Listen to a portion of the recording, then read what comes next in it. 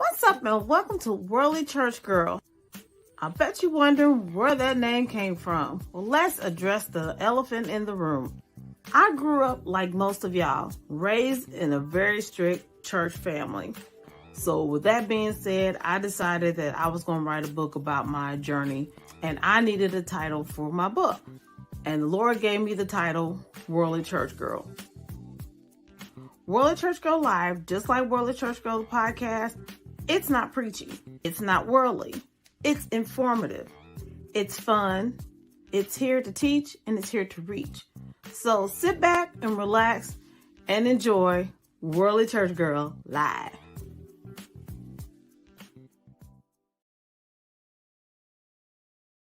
Okay. Hello, everybody, and welcome to another episode of Worldly Church Girl Live. It's your girl, your host, Lillian Harshaw.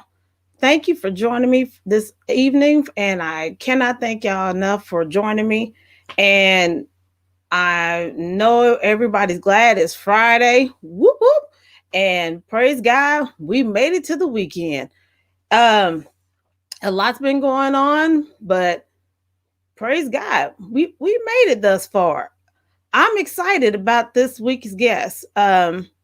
He is actually, I got another comedian. I had a comedian last weekend, but actually this guy, he wears many hats, probably more hats than a little bit, than a little bit.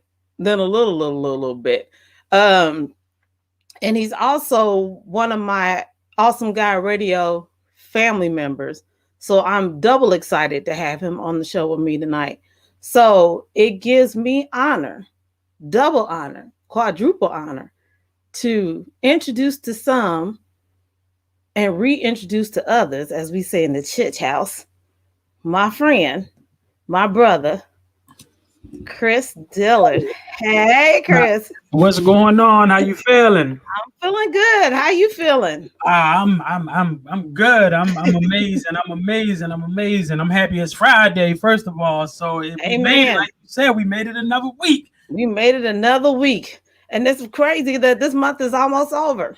Oh my, we at the end of the month already. So this month went real quick. I've been waiting. Once I got my independence check, I was like, hey, let me tell you, I done went and now the month over. So I'm waiting for the 12th to come back so I can get my little cash again. So ain't that it? Let's speed that up because I got a few steaks I gotta get. Now, I think everybody's looking for that W-2 form to come in the mail too. Oh yeah, them things ready to be out too. So yeah, looking for them. Stimulus check. Everybody looking for everything. Okay, we need some monies. We got something. Gotta give. How you doing though? I'm doing good. Can't complain. Staying busy on top of busy, but it's a fruitful busy. So it's a difference. Absolutely, and that's what it's about, a fruitful business, a fruitful busyness. Yes. Because we can sometimes get busy with the wrong stuff. We can get busy with stuff that don't got nothing to do with nothing. You know, growth, no nothing. So, so that's always a good busy. Amen. So I want to talk about you. Enough about me. Let's talk about you, sir. Let's do it. So you grew up in Maryland. Yes, ma'am. So born and raised there and just or what? Actually, I was born in Virginia. Okay. Martinsville, Virginia, which is way deep down in the yonder, which is like takes 6 hours to get to. Like literally on the borderline of Virginia, North Carolina. Like on one side of the sign it say welcome to Virginia, the other side it say welcome to North Carolina. So yeah, but then we came here to Maryland because my mom is from here. My dad is from Virginia, so that's how I got here to Maryland. Okay, but do you remember anything about Virginia's? It was hot. It was hot and country. That's where my country roots come from. Because it's a whole lot different than up here. Like the dinners is different, the cooking the houses is different. In Virginia, we didn't even have a bathroom. We had to go outside and use a bucket. Like you don't know humble beginning until you got to use a bucket for the bathroom. And I used to always ask my parents, like, why didn't we have a bathroom? And then they try to, and black people, we always try to make little country ghetto stuff, and we try to make it extravagant. Like they had a bucket to use for the bathroom, but they're gonna put flowers going around the bucket. Like, what is that? What kind of Shawshank Redemption stuff is this? So we was hood. Okay, but was the flowers real or was it plastic? No, child, them plastic was from the dollar store. Sit on that thing, leg all cut. Well, that was the country. That's the country roots right there, right? So that's the country part of everything. But then, you know, my mom, she from Annapolis, so she from deep down into Annapolis. She from the Annapolis part. You know, so that's the other parts right there. So you know, so it was kind of like country biscuits, meat, roaches, and that's pretty much created me. Poof. So yeah, so that's where I'm from. Why am I ready to get you off of here already? And you ain't even been on here a solid 3 minutes. Oh my God. Okay, but why were you talking about the bathroom? And it reminded me of growing up. And my mother is from the country, but my grandmother is like for real, country. And they ran out of toilet paper when we was over their house. And she told me to use the yellow pages. Oh yeah, I'm about to say you don't run out of toilet paper in absolutely not. And you better go get a shirt. You better get a tissue, child, a flower. She told my mama, "You get your sedity daughter out of here." I was like, "I am not using no yellow pages."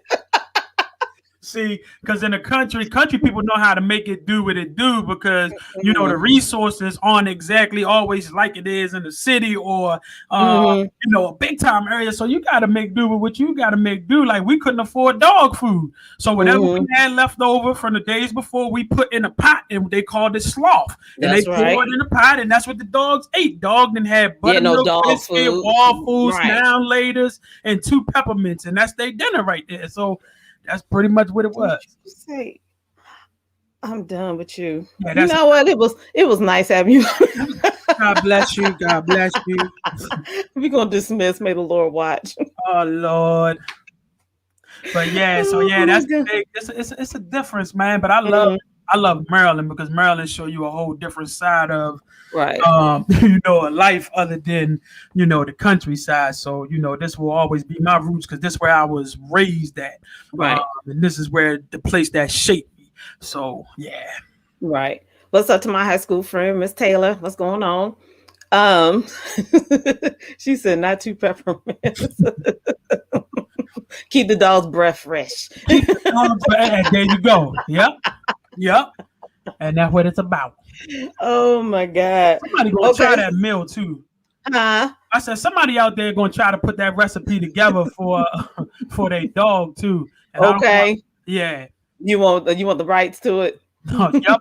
I need copyrights for that one. Oh my God. Okay, so were you the class clown when you was in school? Yeah, I was the class. I was the one always getting put out of class because, you know, I never really carried around like books and stuff. Like I was always the one who came to class like ready to tell jokes and ready to be funny because that was just me. Like I had so growing up, I had a disability. I had a little something with learning. Like I couldn't, like I'm a hands-on learner and I didn't realize that until further on. You know, so when I was younger, I couldn't really grasp them putting stuff up on a projector and me trying to. So I used to, you know, defer away from that by telling jokes or doing something to get everybody else off task. So they didn't really realize that I didn't know what the common denominator of 6 was. So I got to tell a joke. So yeah, I was the class clown. I was definitely the class clown. So you made a joke to get out of doing the actual school work. Sure I did. Yeah, absolutely. Okay, so when it came to like turning in an assignment, what did you do? Oh, okay. Failed. Well, he sure was funny, but that's an E, Chris. Like, okay. An E? You sure did make me laugh. That's a 0, but yeah, so it was. That's what it was. I was funny though. I mean. Now, do you remember the time in your life when you said, you know what, I can make money for being a comedian. I could do this entertainment thing for a living. It was, so my 3rd grade teacher, her name was Laura Hobbs. Amazing lady who she really cared about the kids. She vested time because I grew up in Pioneer City, and our school system, where we were was considered poverty of in the Anne Arundel County part. So we was low income and all of that good stuff. But she was one of those teachers who you read about, one of those teachers who like a Joe Clark or somebody, and she was one who she believed in letting you express yourself through your gift. And I remember she was putting together a talent show. And she would always be like, you know what? I'm gonna put you in this talent show, and you getting in there. And I'm like, nah, I'm good. I'm good. I'm okay. I'm good with telling jokes from this seat that I can't really fit in, but I'm just gonna tell some jokes from right here. And she told me, she said, man, listen. Sometimes in life, you have to use what you know in order to guide in your being successful. And she said, you're funny. You have a lot of things working towards you. Don't let those things be a roadblock. Let them be something that helps shape you into who you are. And she went and signed me up for this talent show. And so I did everything I could. I faked chicken pox. I faked everything for this talent show. And she talked to my mom. And I remember they made me go to this talent show. And I got on stage, and I was in 3rd grade. And the talent show was for 4th, 5th, and 6th. And I was like the second to last to go. So everybody then sung. They have candy. And they up there dancing and all this stuff. And I'm like, I'm ready to go up here and tell jokes that I wrote down in this little pad. And I remember I got up there and I talked about my mom for like 5 minutes. And when I say they was in there just like dying, I talked about how she beat us. I just talked about all kind of stuff. And at the end of that, when they was calling out the winner for the night, they called my name out. And I could not believe what just called my name. All from a teacher believing in me, all from a teacher pushing me, all from me saying, you know what, I'm just going to do it. And after they clapped for me and I accepted, that I said after that, I said, man, this is a feeling that I love. Like, this is a feeling that I always want to feel. And so that began my journey to tap into entertainment. Wow. I'm surprised that they didn't call CPS on you. But that was a different time and day, though, back then. That definitely was a different time and day, but she definitely did. She put some whoopings on us. I don't know. I think she used to sneak and watch wrestling that night because she used to always. I said, man, I knew she used to watch wrestling when she put me in a finger four leg lock one time, and I was like, where did you even learn this move? Mothers got superpowers. God gives mamas super strength and superpowers to handle their kids. No, yeah, you're right. You're right about y'all. Parents have superpowers, and that's the amazing, beautiful thing about parents is that it's almost like as a woman, you guys are already amazing and powerful, but then when God puts you in a position to have kids, it's like that power just increases. I agree 100%. Yeah, because you can see the tiniest woman and have a 6-foot child, and she will handle that boy. Yeah. And real quick too, he could be acting up, and she just little things just come on up, and he just straighten up real quick. And you look like, huh? She not gonna play with him. No, mommy strong.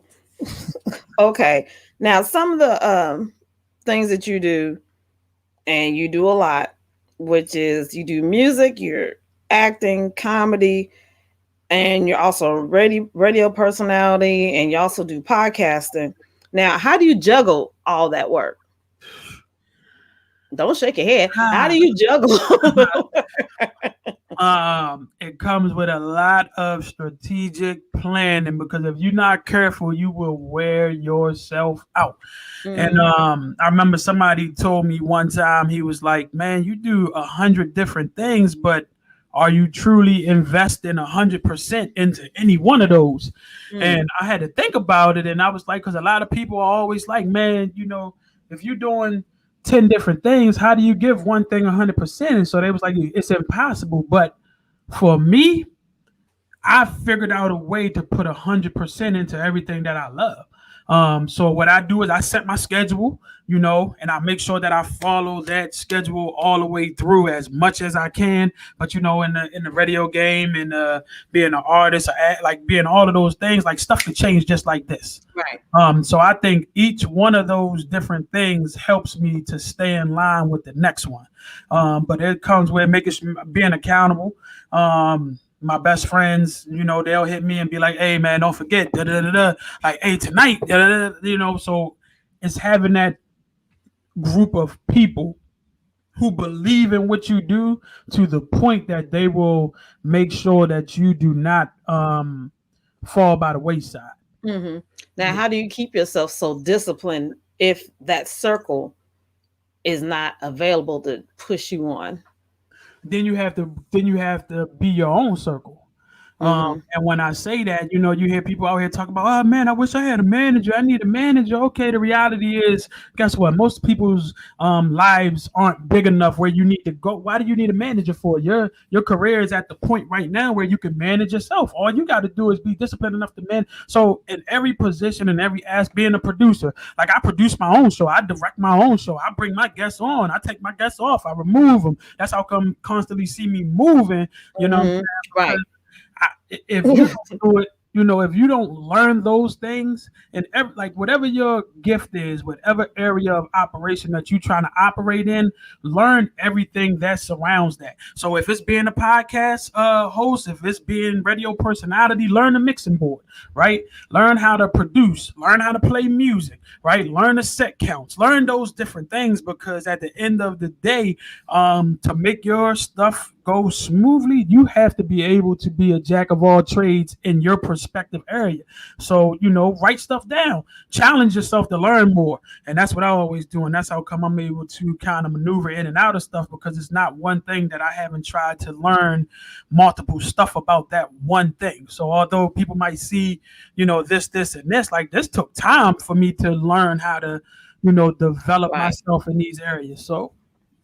And that's a good point, because it would be very nice to have someone produce, edit, market, and all that. But if you learn it yourself, you'll know if someone's not doing it right. You won't just take their word for it. You'll be like, "Oh no, I wouldn't do it that way." And because I know that's not the way I would do it, then I wouldn't hire someone to do it. So that's an excellent point. So now, who are Pastor, World Star, and King Louie? Who's that? Who them people? So King Louie is he's this African king who got left this big inheritance, but he don't know, like, he just finds stuff to do because he never was trained how to work. He never had to work a day in his life. He never had to work towards anything. So he got this money and he just does the dumbest stuff. And so he is a character that I developed for people who ball on a budget, because he lost all his money, but he still try to front like he's this king. So, so it's a character about a guy who's out here balling on a budget. So when you see him, looks elaborate, right? But then he does stuff like he runs out on bills at restaurants. You know what I'm saying?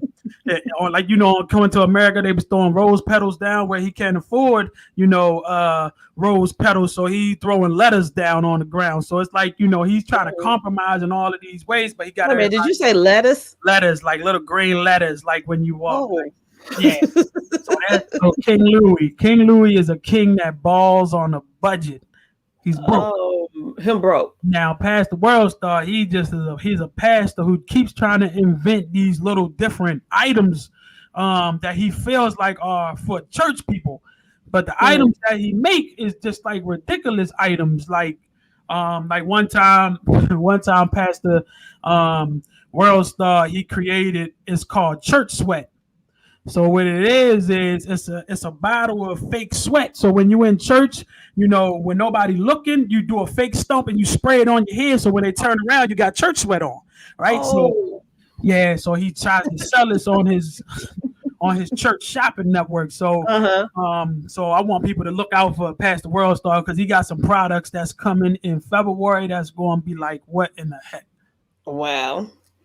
Some special Valentine's Day. Valentine's Day, something special coming. That's the world star. Now, how do you develop these characters? Who? By watching.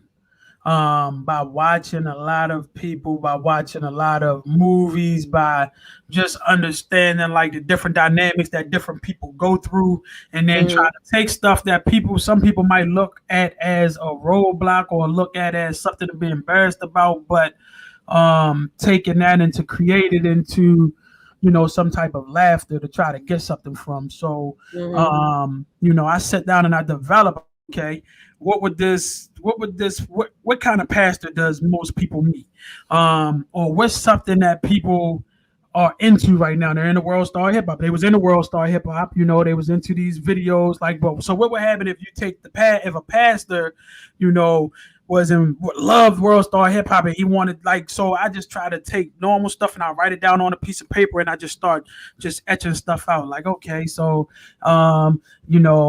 like I'll come up with a name and be like, okay, Julius, right? And then I might see something and be like, oh, okay, he's a pirate. So we got Pirate Julius, and Pirate Julius like never comes through the hood. So now we got Pirate Julius, you know what I'm saying? So I just try to take random different little stuff, and then I start my sketchboard. My sketchboard is the most important thing, and my sketchboard is where I start sketching out like, look, what would this person do? What would this person do? How would this people see it? What would this person do if they seen it? Then I try to create and mold this character that's based around, reality and everyday stuff. Right. Okay. Now, give me 3 adjectives that best describe you, and why would you say that? Yeah, I do questions like that. Adjectives. Hey, Tony. Shout out to my boy from high school, my high school guardian. Funny, grateful,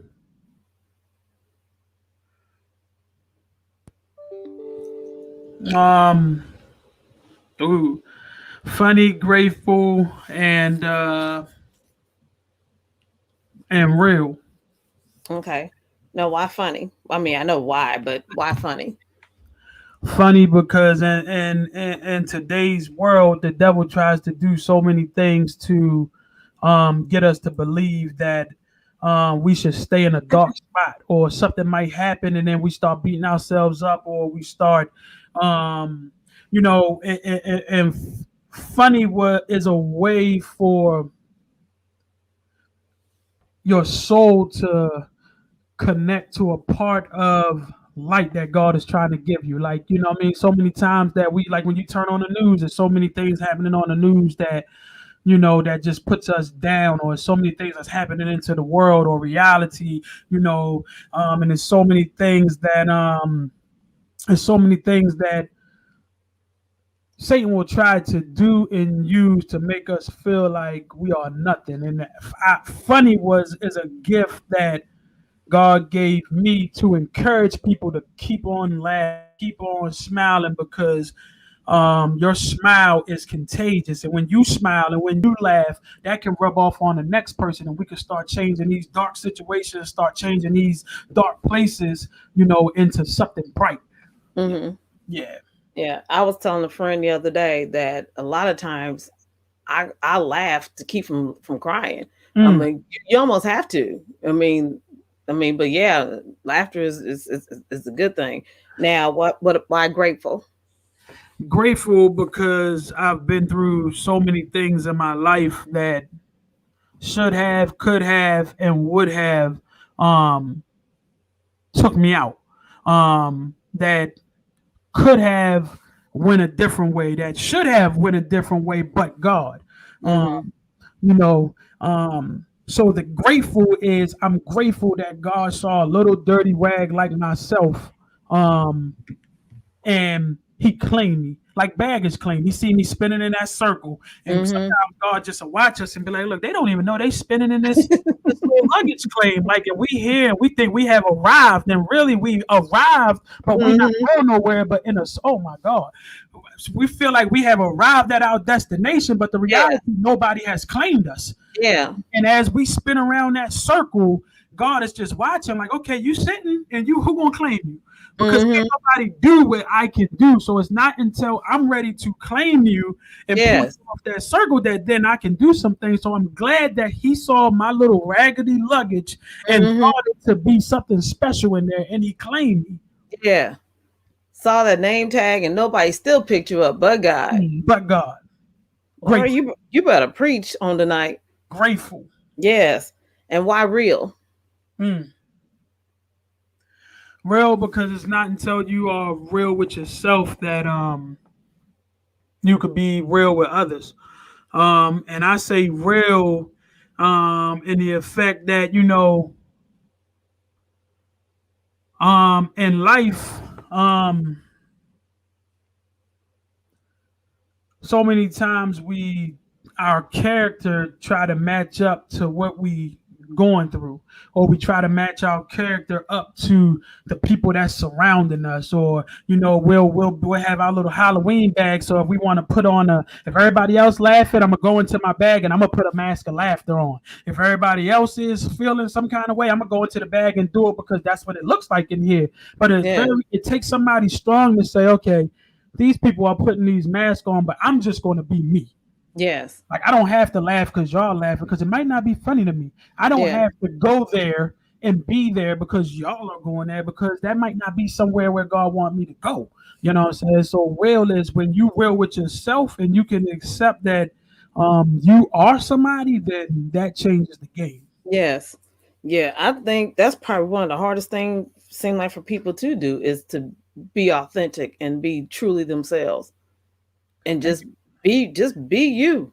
Yeah, because you have to do that. You have to do that, and it don't ever stop. Like nobody just is real one time, and then that's you have to continuously do that. Like I just had some moments recently, you know what I'm saying? And then you like these things always come up at where you just have to tell yourself, you know what, man, I just have to be, I just have to be, you know what I'm saying? I just have to be me.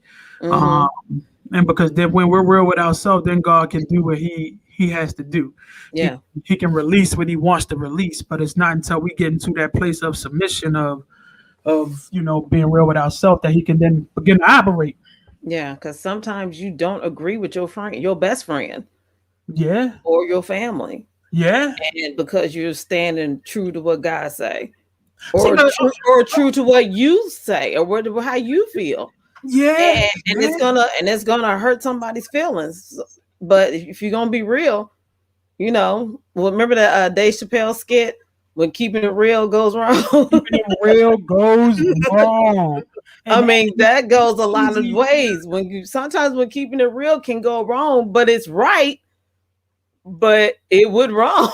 and it hurts sometimes though. Sometimes when you got to be real with the people that you love, or when you got to be real with friends or families or loved ones, because at the end of the day, nobody wants to hurt anybody. Nobody wants to send somebody into you just got to be but you got to have these conversations with people. You got to sometimes you just got to have them conversations. So yeah. Yeah, I've been there probably more times than I want to, and sometimes I have avoided those conversations. But I don't know if that's right or wrong.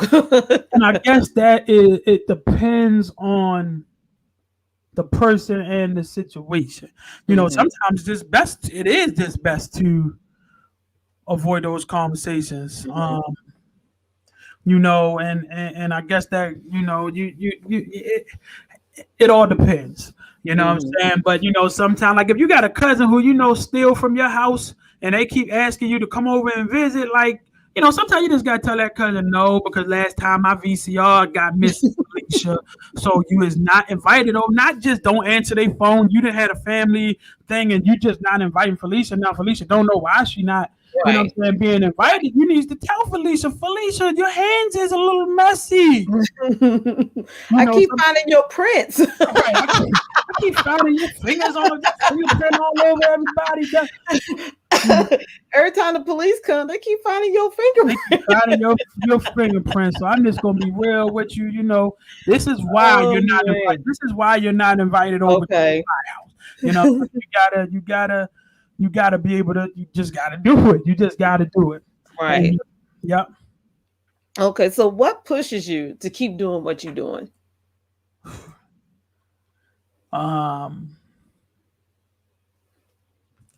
The few people who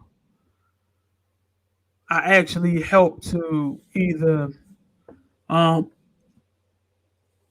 get through something, the few people who God uses my gift to bring laughter to during a troubled time, those few people who might see me in a part that takes them away from, you know, everything that's going on around them, or that word that I might speak that might help somebody get free. So knowing, because so many people be concerned about numbers. Like, I gotta have 100,000 viewers. I gotta have 10,000 viewers. Like, oh my goodness, my stuff is on, but only this, and this, and I only see 3 people viewed it. Right. Those 3 people. Those 3 people might be struggling with the worst thing possible. And God just needs you to be faithful to those 3 people, because somebody going to get free by what you're doing, by what you're continuing to do. So just knowing that everybody that God has allowed to view what I have said, what I have done, see my testimony or anything like that, that somebody out there is able to push through something. So that keeps me motivated going, and just knowing that you know, that I'm just able to, you know, share. And that's what helps me to keep going. What I notice is when you're ready to throw in the towel, and I'm saying I'm talking about me. When you are ready to throw in the towel, that's when God will send somebody to remind you why you shouldn't, or why you can't, or why He won't let you. Come on.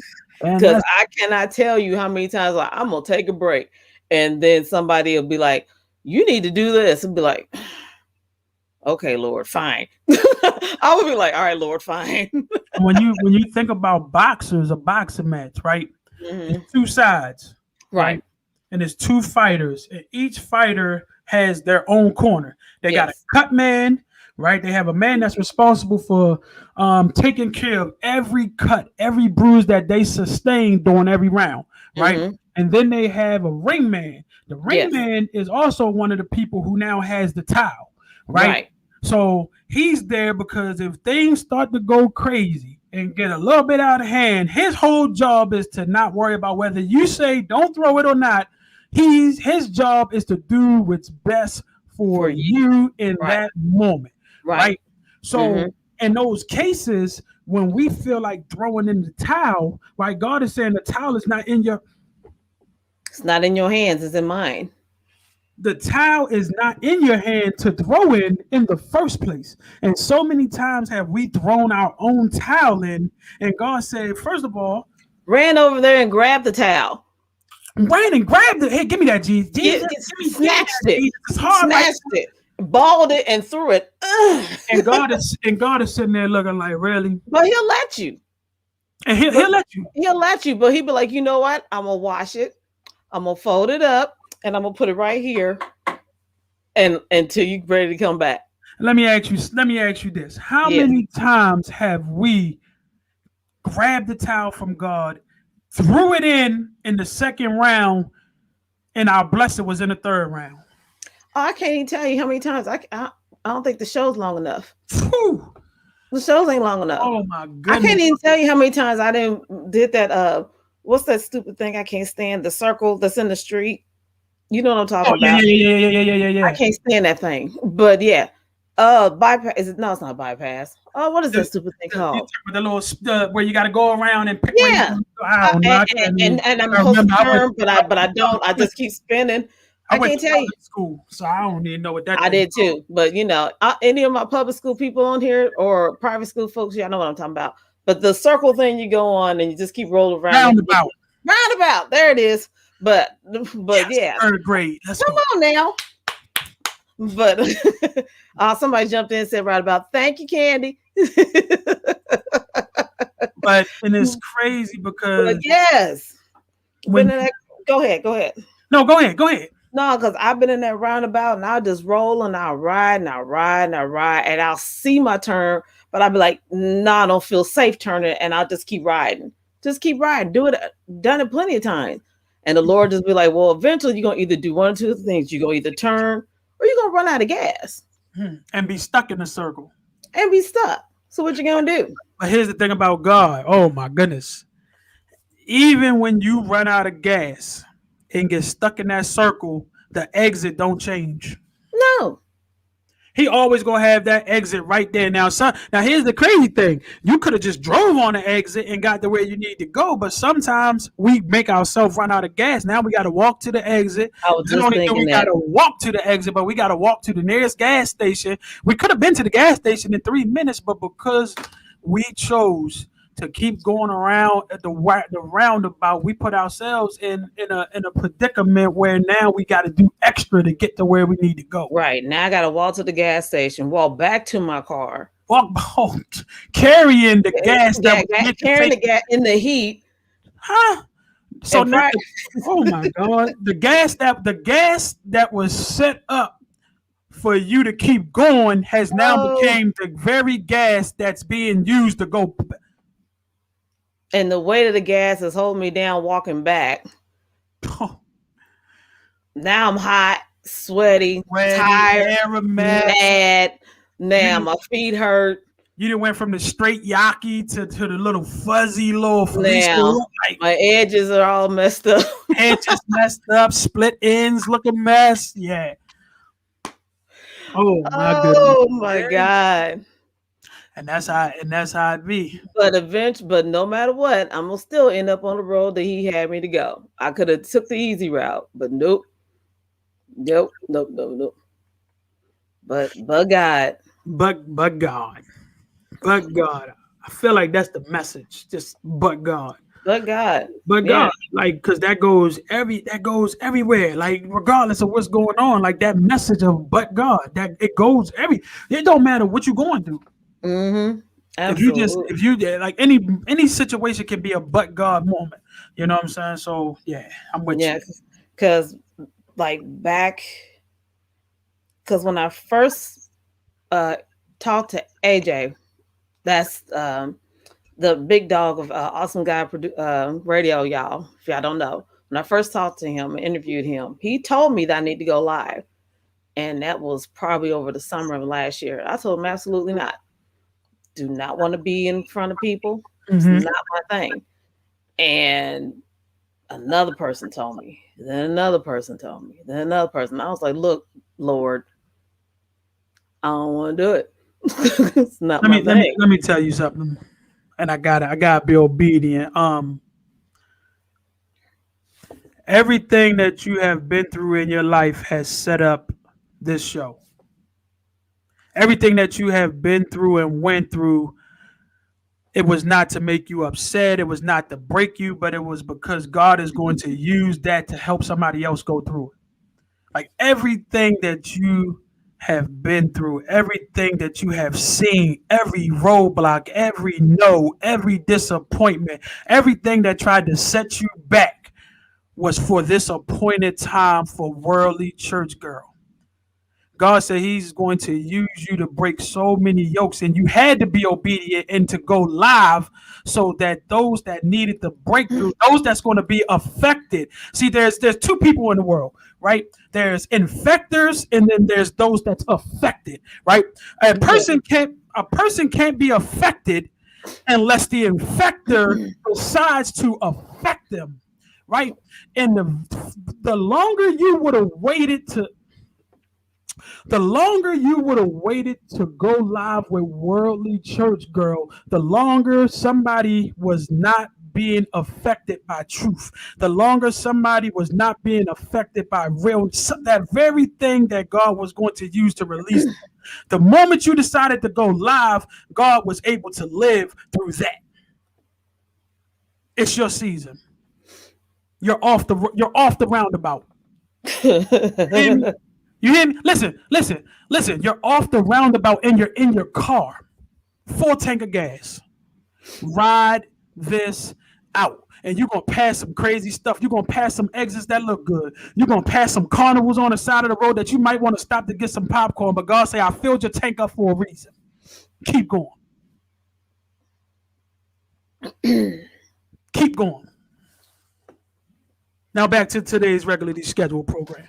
I invite you to make me cry.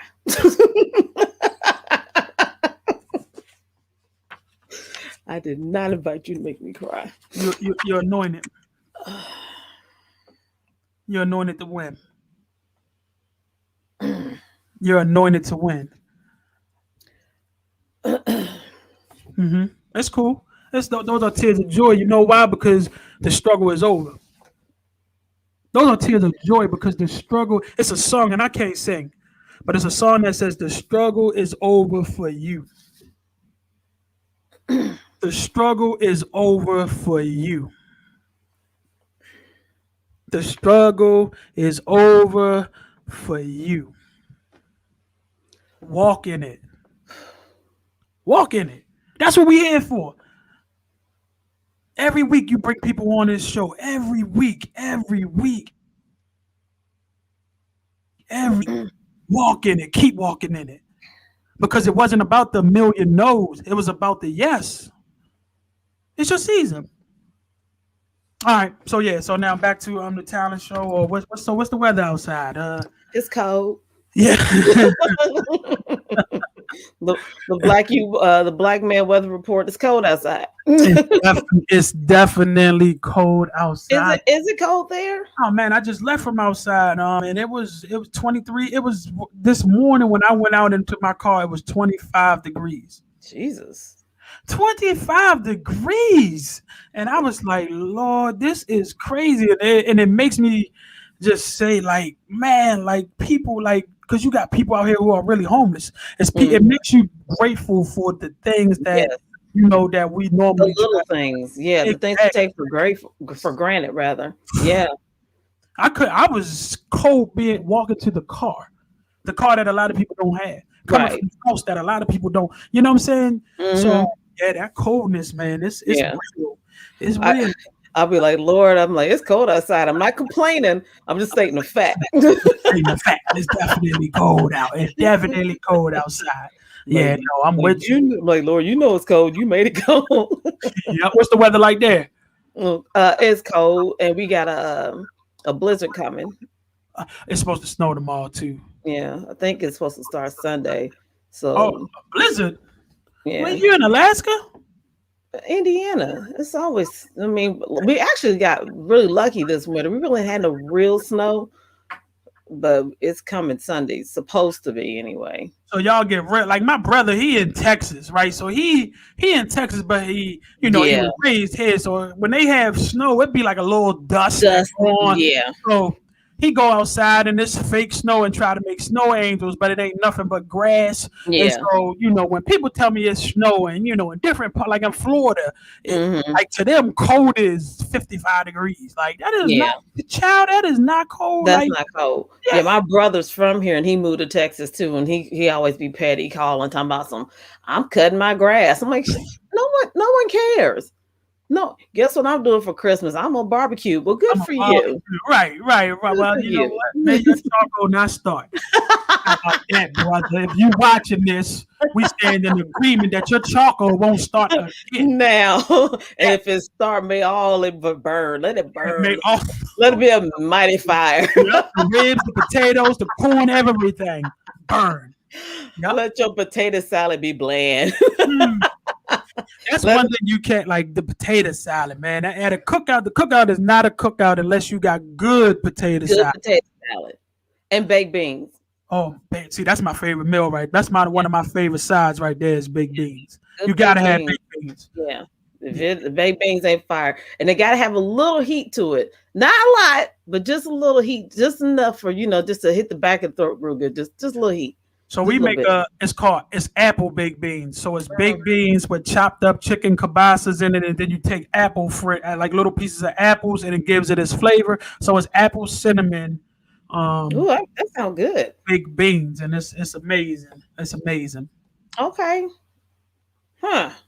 You might have to DM me The the recipe, recipe. I Yeah, got you. I got you. yeah. I might try that one Yeah, for it's definitely for the summertime for the summertime. or spring.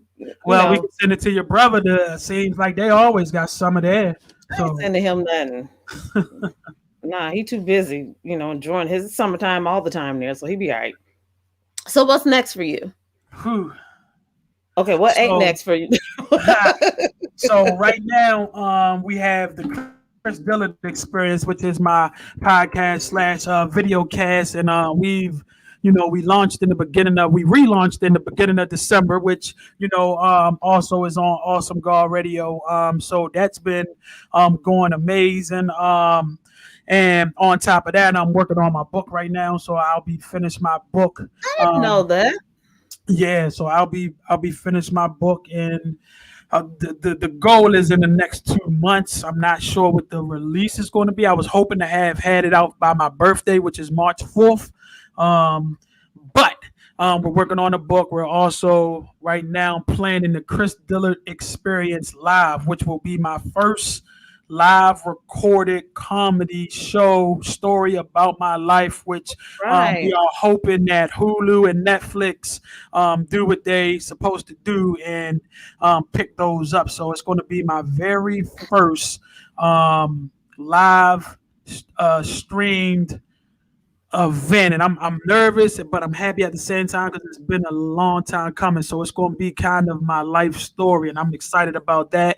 And then on top of that, I'm actually working on a sitcom, so I can't really talk about Really? the sitcom right now because we kind of in the beginning stages of it. So due to legalities, we're working on a sitcom. Hmm. It is going to be a sitcom centered around me, my four brothers, and my parents. And that's pretty much all I could give right now. But the sitcom, the pilot will be shot come July, August. We will be shooting the first pilot for that. So y'all stay tuned. And if none of the major networks do pick it up, guess what? In this season that we're in right now, God has made so many services available. Y'all don't get discouraged if the big don't pick it up because you got the platforms to make it big yourself. Ain't So that it?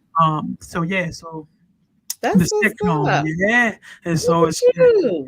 it's gonna be called Life with Chris, and that's what it is. Okay, so what's the book going to be about? You So didn't say. the book is a memoir about my life and about the many different adventures and the ups and downs and the lows of my life. So it'll be about divorce. It'll be about me diabetes, going into a diabetic coma. You're gonna get me touring on the Rock the Mic tour. You're gonna get everything, all aspects. You're gonna get the funny, you're gonna laugh, you're gonna fart, you're gonna be mad, you're gonna be upset, you get snot bubbles. And I believe that God didn't have me to finish it when I was supposed to finish it because it was so much more that He needed me to put in there. Hmm. So yep, so the book is just gonna be one of those and it's called What It Took to Get Here. Okay. Yeah. Now, because I was going to ask you about the tour, cause actually about the song you did with Bone Crusher. Ooh, ooh. Yeah. Because I used to rock. Look, y'all, I ain't even saved all my life. I used to rock Bone Crusher back in the Man, day. so this was right around when Bone Crusher came out. I know everybody probably remember the song. I ain't never scared. Yeah. Right around when that song first came out, Hmm. I had just got off of 106 in Park, and I hooked up with Bone Crusher because my manager at the time, Easy Tommy, he was a part of Witchcraft, which were the people who did the Beyonce "Crazy in Love" beat, A. Marie, J Lo, just one thing, like they Hmm. were the producers of that. So we had great, strong connections. So we end up getting him on my song. We flew to Atlanta. That was my first time being in Atlanta, and we flew there. He got on the song, and when he got on that song, man, it just opened up everything. That was the first time that I heard myself on the radio. And you talk about being in a car and hearing yourself on the radio, and for that to be like the number one song, and Kanye West was number 2, and then Cameron was number 3, and your song to be number 1, like that was just a feeling that you couldn't explain. And yeah, Better Not Say Nothing. That was the name of the song, and it was a feature with Bone Crusher, Whiteout, and Backlund, who were also 2 other people from Maryland, who were on 106 in Park also. So yeah, it was a great record, man. That was one of the musical times of my life. And actually, that was one of the songs that took us to Def Jam and J Records and all of those many places that it was able to take us to create these relationships. So yeah, that's what's up. That is what's up. Look, I still love music, but that was like that's when I used to listen to heavy rap back then. I don't listen to the rap nowadays. I can't get with the rap music right now. Oh yeah, it's different now. I'm cereal. Like, and then what I do catch, I'm like, oh Lord. So I'm more of an R&B girl, if anything. But that rap, I can't. But but it's always the gospel in my heart. Absolutely, that's where it's at, man. Because that gospel music gets you through, man. I know that's how I fall asleep. I turn on my Pandora, that gospel brunch radio. That's what I listen to at night, and man, it just makes your night just peaceful. Makes you sleep a lot easier. Be careful what you listen to when you're going to sleep, y'all, and what your TV's on, because that stuff, it'll flip over. You think you got on something pleasant, and then the late hour, it'll flip into something crazy. And that's stuff crazy, and you like, man, I had the crazy dream. That's because you had TV on something crazy. TV on something crazy, or you listen to something crazy, like what you filling your gas tank up with. That's what you're gonna drive on. So you know what I'm saying? That's real. What you put into your system, that's what you have to pull from. That's right. So if you feel yourself always in something that's just like not right, maybe you check what you've been filling yourself up with. That's right. That is absolutely right. Now here's your last question. You ready? Yep. Okay. On my podcast, I usually ask people this one particular question because it's more of a listening question, because podcast, you're listening. So this is more of a visual. So this is a visual question. You ready? If you could have any actor portray you in a movie, who would it be and why? Which is actually kind of interesting since you got a sitcom coming out, but that's neither here nor there. Any actor. Wow. Okay.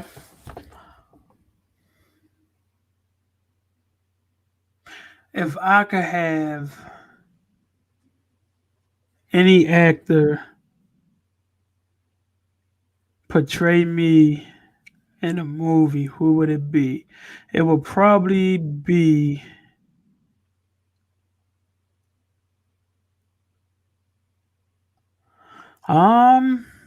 it would probably be Anthony Anderson. Okay. All right. And why?